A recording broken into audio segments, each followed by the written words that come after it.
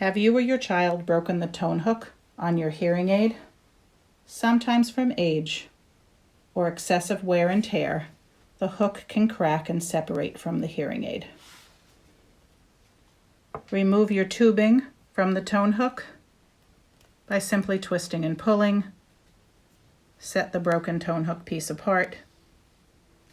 What you'll notice is if you have a model hearing aid that does not have a twist-on tone hook, a piece of the tone hook may be lodged inside the hearing aid. This is what a complete tone hook would look like. And you'll notice that this piece is stuck inside the hearing aid. If you do not already have at home some accessories provided when you first got your hearing aid, we could mail you some. Those accessories may include a small tool and a new hook. This particular model hearing aid has a pin at the very top that needs to be removed. Using one of the small tools, simply push and you will find that the pin easily comes out.